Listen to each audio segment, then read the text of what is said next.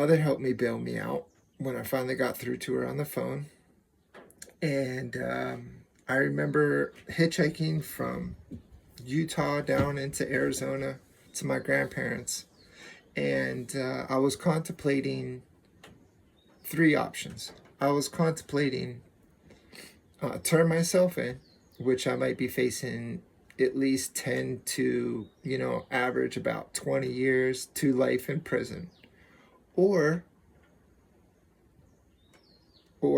I can commit suicide, which was another option that I thought, because I did not want for my family to see, I didn't want my family to suffer for me to be in prison.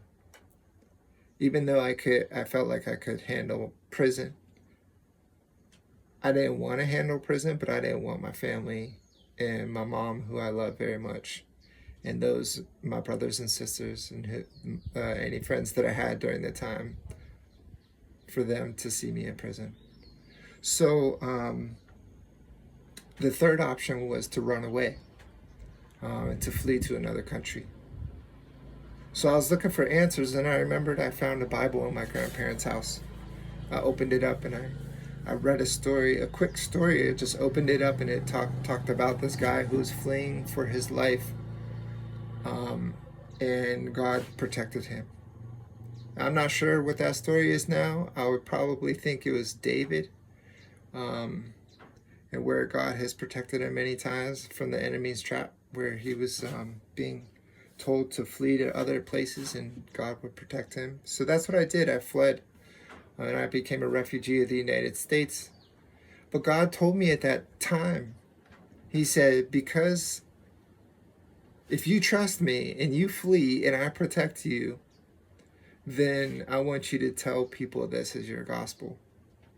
So I said, okay, God, I could do that. And I've only shared that story with maybe a handful, two handfuls of people, maybe 10 people in my whole entire life I've shared that story with. So I never really put it out there, like I promised to God. So this is part of my testimony too, is that God saved me and brought me out of that situation and cleaned up my record.